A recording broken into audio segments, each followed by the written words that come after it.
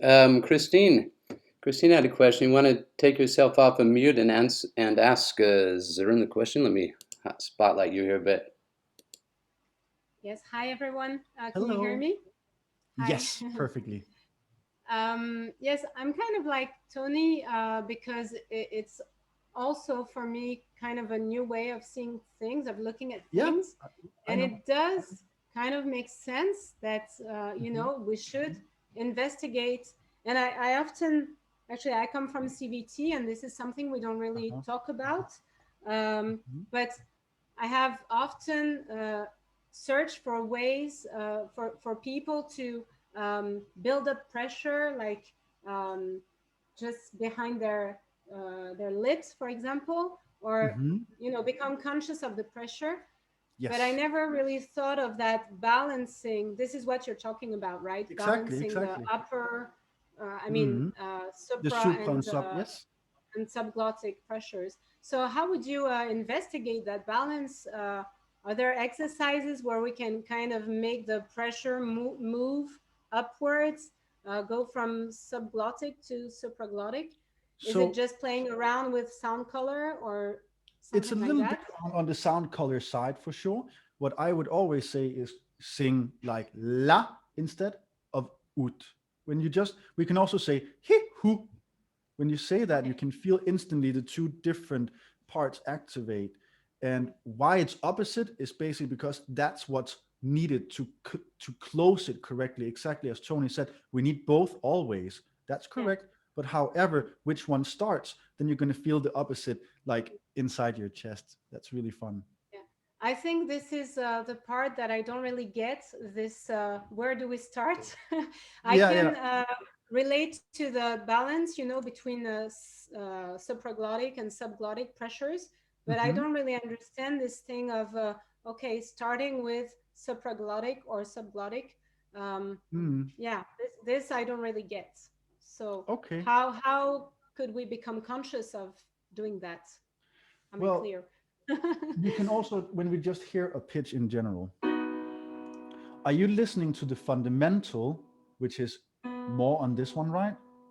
Or are Yeah. you listening to this when you're listening to this pitch? Knowing that is going to change a lot in the perception of sound. That's why we need to change the perception. As you heard those two birds, the first one, ooey, ooey, and the other one, ew, ew, type of a thing, right? And which Yeah. one was brighter? The one that started with the pressure bright down instead. So the Mm-hmm, mm-hmm. supraglottic is definitely added first there to make Yeah. it brighter. So making, it's a mix of course the oral cavity as well for sure, but when you, for example, just sing la instead of ut, then you are going to get that more modern approach basically. Mm-hmm. Mhm. It's So basically written down in the 1500s if you want to know.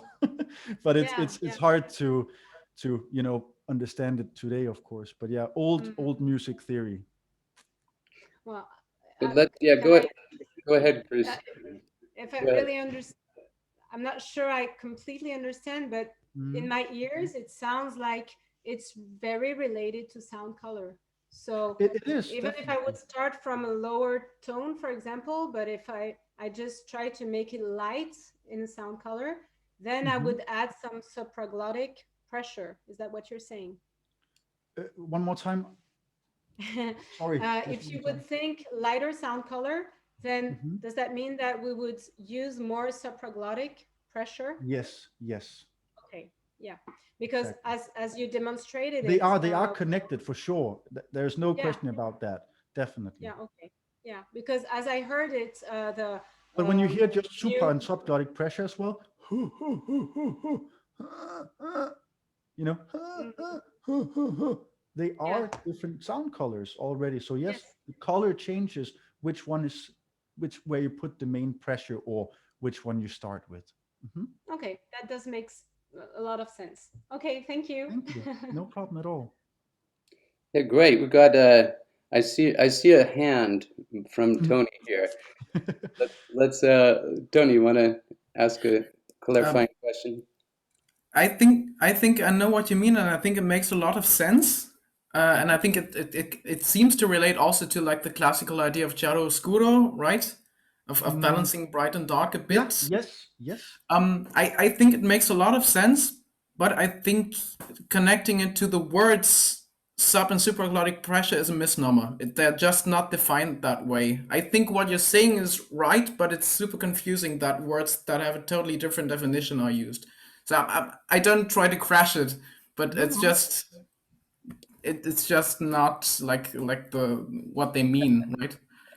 Okay. Yeah, I think it's a good example. So no, it's great because I'm sure there's some people like Tony there that are might get a little hung up on this, but maybe it helps to clarify, um, what actually creates the subglottic pressure and what creates the supra or postglottic pressure.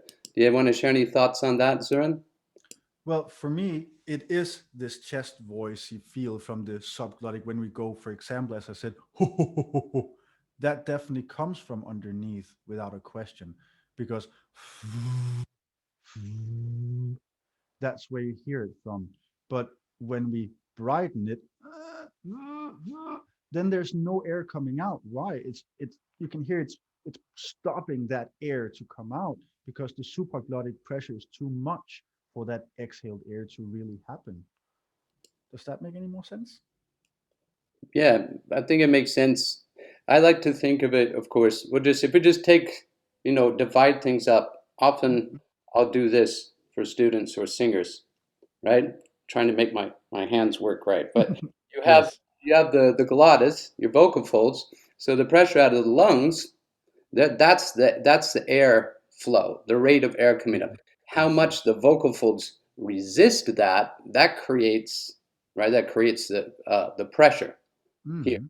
But the space on the top, right? All this space in here, that creates inertance and this supraglottic pressure. Yes. So it's very fascinating, and I like to try and help us say if we get those pressure zones as singers, if we get those more in sync, then the vocal folds work very, very efficiently. If they're slightly out of balance, then we might have a crack, a flip, then the voice, we just lost that pressure. Of course, we can talk, and that both of those help to also create the adduction of our vocal folds, how they compress. So they're both I think it's very, very important.